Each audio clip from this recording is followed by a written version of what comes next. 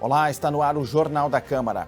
O projeto do Executivo visa tornar mais simples concessão de alvarás na capital. Lançada a Frente Parlamentar em Defesa da Liberdade Religiosa. E ainda, no estúdio, o representante da Fundação Pão dos Pobres fala sobre o programa Jovem Aprendiz. Inscrições encerram na segunda-feira. Estas e outras informações você confere a partir de agora, aqui no Jornal da Câmara.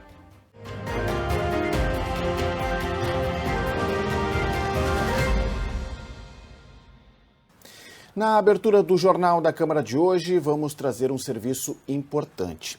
Seguem abertas até segunda-feira, dia 22, as inscrições para o programa Jovem Aprendiz da Fundação Pão dos Pobres. Por isso, nossa convidada é a psicóloga social da aprendizagem profissional da Fundação, Vanessa Trolleis. Vanessa, seja muito bem-vinda aqui ao Jornal da Câmara. Muito obrigado pela presença. Obrigada. Olá. Então, tá reta final, né, Vanessa? Reta quem final. Não fez a inscrição ainda, então tem que correr, né? Tem até o dia 22, segunda-feira, para fazer a inscrição, que está disponível no site, né, da Fundação Pão dos Pobres e nas nossas redes sociais, Instagram, Facebook. Certo. Vamos falar um pouquinho sobre as modalidades, né, que serão disponibilizadas, né? São cursos profissionalizantes, né? E em quais setores, quais áreas, né, que estão sendo disponibilizadas essas vagas? O Pão dos Pobres, nós oferecemos cerca de 13 cursos diferentes. Durante o ano, ocorre 2 momentos de processo seletivo, que é em maio, que a gente começa a seleção para as pessoas que iniciam os cursos em agosto, e em outubro, quando iniciam o processo seletivo para o pessoal que iniciam os cursos em janeiro. Neste momento, então, estamos com 6 cursos com inscrições abertas, que é manutenção de computadores, mecânica automotiva, soldagem, projetista de imóveis, eletromecânica de elevadores e corte, costura e modelagem sustentável. Nossa reportagem esteve lá no Pão dos Pobres recentemente. A gente vai acompanhar algumas imagens, está acompanhando algumas imagens aqui, enquanto a gente conversa, né, lá da Fundação. Então, o pessoal já com a mão na massa ali, aprendendo, né, como lidar com esses setores, esses diversos setores aí. Fala um pouquinho sobre quem pode, Vanessa, participar dos cursos, né? São estudantes? Isso, são estudantes, são pessoas de 14 anos, né? A lei da aprendizagem, o ser jovem aprendiz está alicerçada na lei da aprendizagem, onde prevê que jovens de 14 até 24 anos de idade podem fazer o curso. Precisam estar obrigatoriamente estudando ou já terem concluído o ensino médio. Pessoas com deficiência, nós não temos limite de idade. O público também, além do critério da idade e da escolaridade, eles precisam também estar numa situação de vulnerabilidade social, né? Precisar dessa primeira oportunidade de empregabilidade. Os nossos cursos, eles além de oferecerem uma qualificação profissional, também oferece uma carga horária de desenvolvimento pessoal e social, onde a gente ensina as questões de ética, questões de sociabilizar, né, de poder estar se portando no ambiente de trabalho e além de conseguir identificar as possibilidades de existência, assim, que eles possam sair muitas vezes do espaço onde se encontram mais vulneráveis, mais em risco, para outras possibilidades de vida. Certo. Que relatos assim vocês têm, né, dessa experiência, né, de passar esses cursos para os jovens, né, tanto do crescimento profissional deles, como do crescimento como cidadão também, né, como cidadã, e também do processo de empregabilidade, né, que muitas vezes, fazendo alguns desses cursos, eles já são direcionados, né, Vanessa? Sim. A Fundação Pão dos Pobres tem há mais de 125 anos, né? Então, nós temos muitas parcerias, é uma instituição referência e as empresas acabam por buscar nos acionar para solicitar jovens, né, após fazer o curso, de estar indicando para eles poderem estarem sendo empregados. Isso é uma grande oportunidade, assim. O curso de gastronomia, por exemplo, é um curso que tem muita empregabilidade. Durante o processo do curso, muitas vezes já conseguem fazer algumas atividades, alguns trabalhos extras, né, que não atrapalha a escola, obviamente que o objetivo, né, o principal da lei da aprendizagem é manter o jovem em um turno na escola e no outro turno podendo fazer a aprendizagem profissional. Os relatos que temos, inclusive tem um livro que foi publicado pelos próprios jovens, onde eles trazem essa transformação, né? Eles passam um ano conosco, mas é uma possibilidade tão importante, assim, é tão fundamental, faz tanta diferença na vida deles que de fato transforma, onde eles conseguem se sentir acolhidos, né? A nossa equipe é uma equipe multidisciplinar, sou eu, então, enquanto psicóloga, temos assistente social, pedagogo e um assistente administrativo, além da nossa coordenação. Então, sabemos fazer esse acolhimento, né, dos jovens, a gente consegue potencializar, entender as dificuldades deles e potencializar isso para que eles consigam terem autonomia e serem protagonistas das suas vidas. Que bacana. Esses cursos agora, que as inscrições seguem até a segunda, são para o segundo semestre? São para o segundo semestre. As aulas vão iniciar no dia 1º de agosto. A partir da semana que vem, eu que faço o processo seletivo de todos os jovens. A partir da semana que vem, então, eu inicio com as entrevistas coletivas. Até é importante esclarecer, muitas vezes as pessoas pensam que é por sorteio. Eu recebo cerca de 7.000 inscrições, assim, a cada período, a cada edição aberta. Através do formulário online, que depois a gente vai estar disponibilizando. Está disponível, né, no site, mas ali eu leio todos aqueles formulários, né, tem algumas perguntas estratégicas para que eu consiga identificar o perfil do jovem e poder chamá-los para a entrevista coletiva. Após esse filtro da coletiva, eu ainda faço uma entrevista individual e depois eu trago eles para validação de documentos e direciono para a empresa cotizar. Bom, esse é um processo, as aulas iniciam em agosto, né? Então esse é um processo relativamente rápido ali da seleção, Vanessa. Acontece a partir da semana que vem, eu estou fazendo as coletivas, depois em junho já, ali na segunda semana de junho, já começa a fazer as individuais. Como é um público grande, né? A gente tem cerca de 250 vagas disponíveis agora.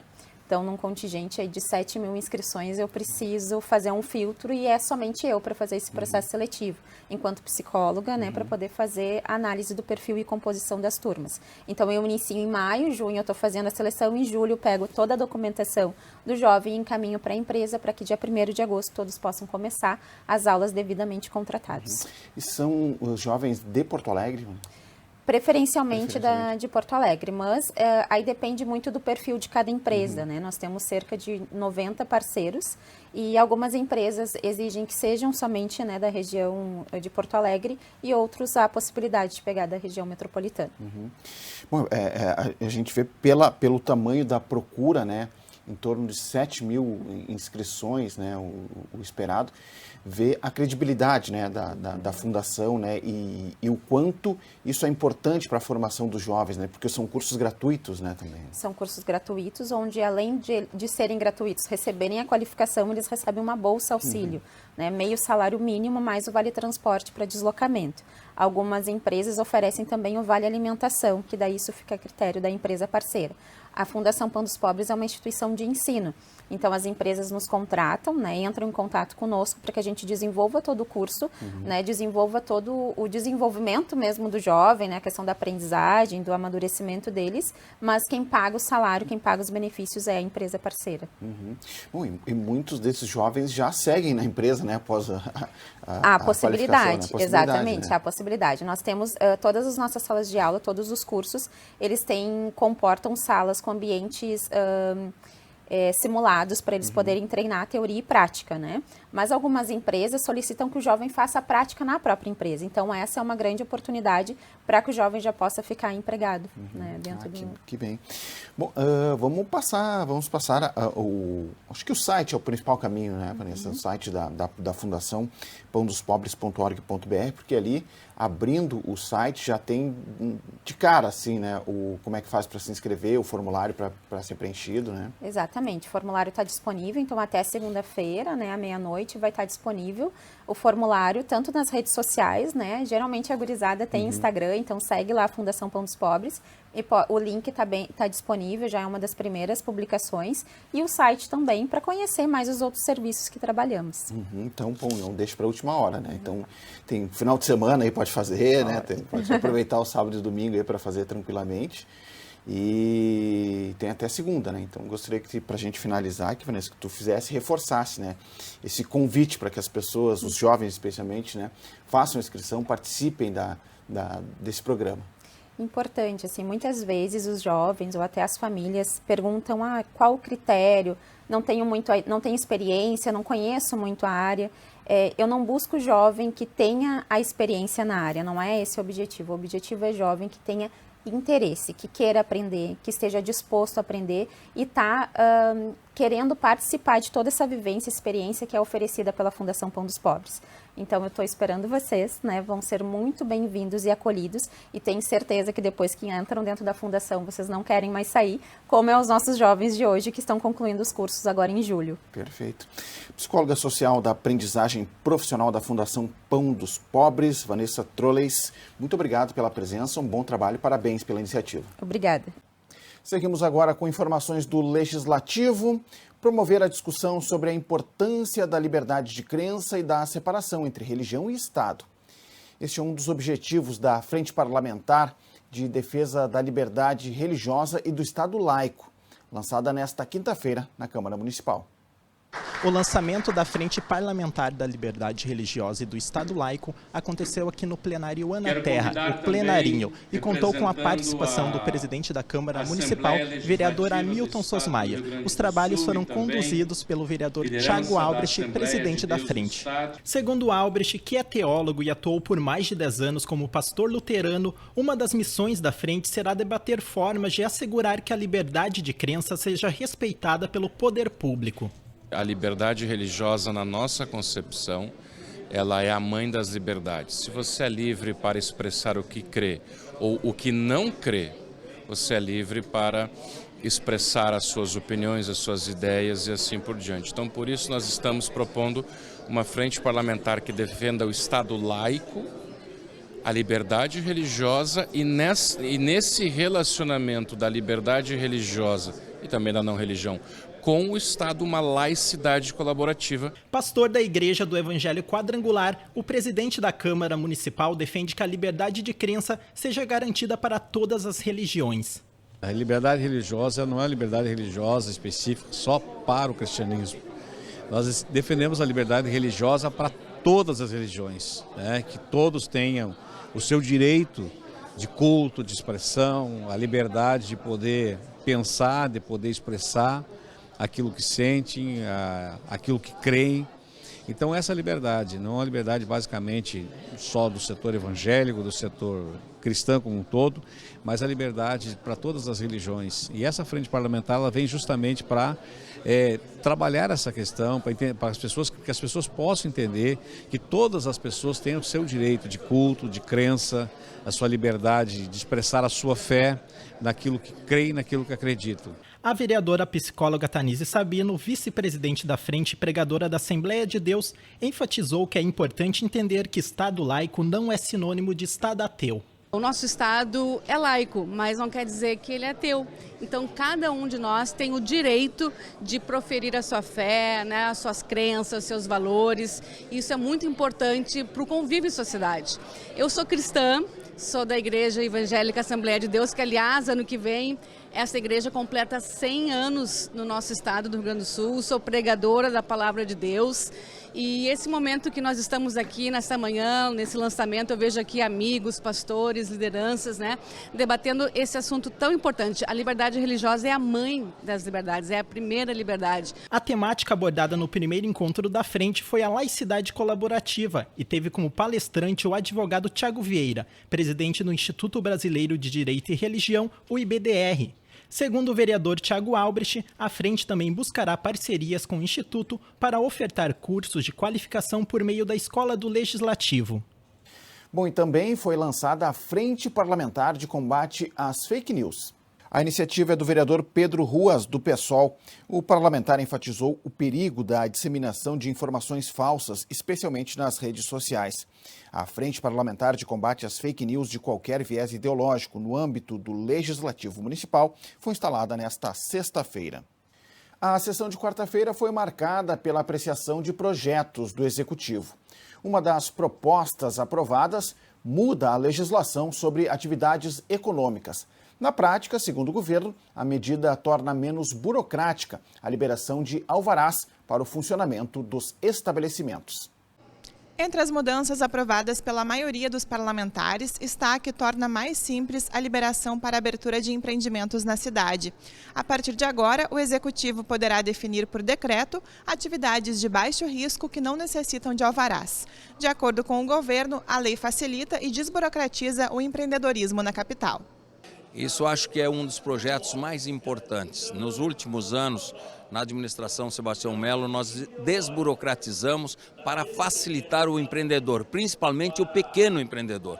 O pequeno empreendedor precisa da confiança do poder público para começar a empreender. E quando estiver bem estabelecido, que ele for fazer uma ampliação, ele só comunica à prefeitura para fazer o alvará online, que é outro avanço fantástico nesta administração e que nós aqui votamos e colocamos em lei essa facilitação. Outro projeto apresentado pelo Executivo e aprovado no plenário atualiza a matéria sobre a modernização da gestão e fiscalização de contratos administrativos. O texto ainda altera itens relativos à obrigatoriedade do programa de integridade em empresas que possuam contratos com a administração municipal. Segundo o governo, essas alterações técnicas atualizam e padronizam o município em processos licitatórios. A Câmara ainda aprovou mudanças na legislação que criou o Programa Municipal de Incentivo à Permanência na Escola. Os estudantes em vulnerabilidade social poderão contar com bolsa de incentivo até o fim do ensino médio. Aprovado em julho do ano passado, o projeto criou bolsas de incentivo para evitar a evasão escolar e promover o aprendizado dos estudantes do ensino fundamental da Rede Municipal de Porto Alegre. Com as mudanças aprovadas agora, os alunos em situação de vulnerabilidade social, cadastrados no CAD único, receberão um valor de R$ 1.750 por ano, sendo distribuídos por saque parcial anual de R$ 437,50. E saque final após a conclusão do ensino médio. A proposta aprovada no ano passado concedia a bolsa apenas até o fim do ensino fundamental. Outro texto da Prefeitura que recebeu o voto favorável da maioria dos parlamentares foi o que altera a legislação sobre a supressão, o transplante ou a poda de vegetais aqui em Porto Alegre. De acordo com a proposta, a partir de agora, o empreendedor que necessitar suprimir vegetação e não tem onde fazer a compensação por meio de plantio, poderá destinar recursos e receber o certificado sem a necessidade de saldo mínimo no Fundo Municipal de Defesa do Meio Ambiente. Até então, a comprovação só poderia ser emitida se o fundo tivesse, no mínimo, 2 milhões de unidades financeiras municipais. Segundo o governo, a mudança na lei vai facilitar a compensação ambiental. O que nós precisamos em Porto Alegre, o senhor prefeito Melo entendeu isso, nós precisamos reflorestar ou replantar árvores efetivamente. Menos fundo e mais plantação, mais reposição das árvores que forem cortadas ou as árvores que morrem. Então nós temos que realmente plantar árvores. Ainda durante a sessão, os vereadores também aprovaram proposta do Executivo que extingue 328 cargos na Prefeitura e cria outros 79. A ideia, segundo o governo, é aumentar vagas de nível superior de provimento efetivo na administração centralizada de Porto Alegre. A lista dos cargos criados pode ser conferida no site do Legislativo.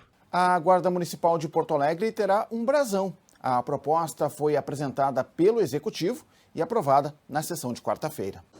A matéria estabelece a criação do brasão da Guarda Municipal, que será utilizado em uniformes, na sede da corporação, em veículos e documentos oficiais e também em festividades da Guarda Municipal. O brasão foi criado pelo Executivo usando elementos específicos da instituição e do município e fazendo uso de cores simbólicas do Estado e da capital. Bom, também foi aprovado na sessão de quarta-feira uma proposta do Legislativo, que declara de utilidade pública o Instituto Crescer. A instituição sem fins lucrativos presta atendimento a jovens com deficiência intelectual. De acordo com a autora da proposta, a aprovação do projeto vai permitir que o Instituto Crescer possa receber verbas por meio de orçamento impositivo e outras formas de recursos. É um trabalho assim incansável da instituição e que acaba não tendo recurso, não tendo suporte, como por exemplo uma emenda impositiva, por não ter a utilidade pública.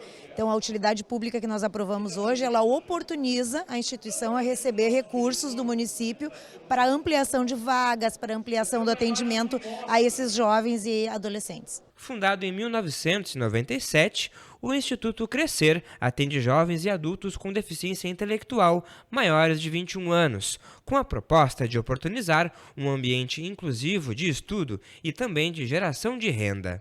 O Jornal da Câmara de hoje fica por aqui. Confira mais notícias do Legislativo nas nossas redes sociais e no site da Câmara de Vereadores de Porto Alegre.